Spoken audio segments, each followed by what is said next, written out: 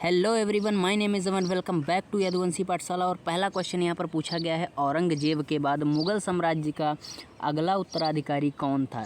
यानी औरंगजेब के बाद जो मुग़ल साम्राज्य था उसका जो अगला उत्तराधिकारी था वह कौन बना था।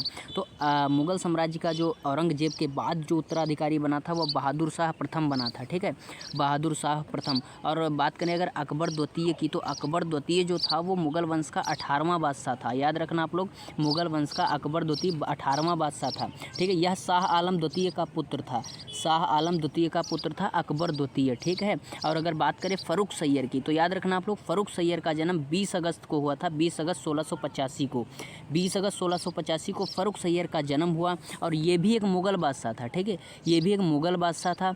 ठीक है, जिसने 1713 से 1719 तक जो है हिंदुस्तान पर हुकूमत करी। याद रखना। अगला क्वेश्चन पूछा है कि विश्व ऊर्जा संरक्षण दिवस कब मनाया जाता है। ठीक है, तो विश्व ऊर्जा संरक्षण दिवस जो है 14 दिसंबर को मनाया जाता है। याद रखना आप लोग, 14 दिसंबर को विश्व ऊर्जा संरक्षण या एनर्जी डे के रूप में मनाया जाता है। और 1 जून को क्या मनाया जाता है, तो 1 जून को वैश्विक मातृ पितृ दिवस मनाया जाता है।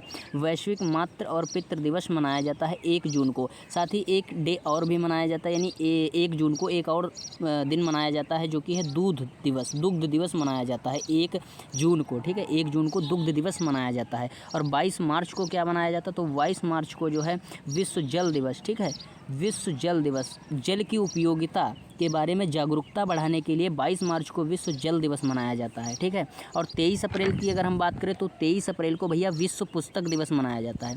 विश्व पुस्तक दिवस जो है 23 अप्रैल को मनाया जाता है। याद रखना आप लोग।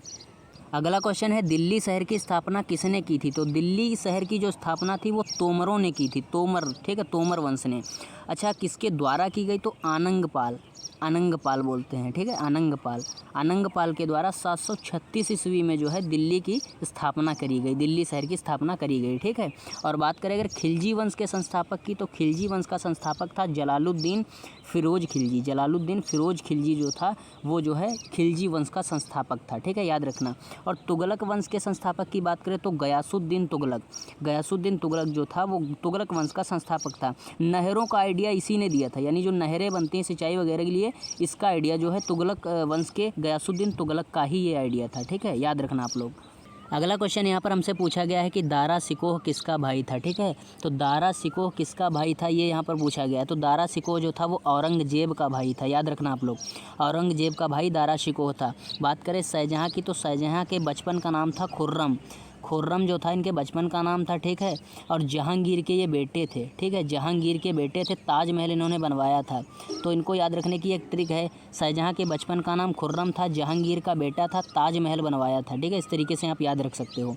और बात करें हुमायूं की, ठीक है, तो हुमायूं जो था वो, इसका पूरा नाम था नसीरुद्दीन हुमायूं। ठीक है, इसका पूरा नाम था नसीरुद्दीन हुमायूं। ठीक है, ये जो है बाबर का बेटा था, बाबर का बेटा था। ठीक है, बाबर का बेटा था। और बात करें अकबर की, ठीक है, तो अकबर का पूरा नाम मोहम्मद जलालुद्दीन अकबर था, मोहम्मद जलालुद्दीन अकबर था। ठीक है, इन्होंने इलाहाबाद का किला बनवाया था। इलाहाबाद का किला जो है अकबर ने बनवाया था। आप लोग याद रखना, ये मोस्ट इंपॉर्टेंट है। अगला क्वेश्चन यहाँ पर पूछ रहा है कि लोकसभा की पहली महासचिव महिला कौन थी। ठीक है, तो लोकसभा की पहली महासचिव महिला थी स्नेहलता श्रीवास्तवा। याद रखना आप लोग, स्नेहलता श्रीवास्तवा जो थी वो पहली महासचिव महिला थी लोकसभा की।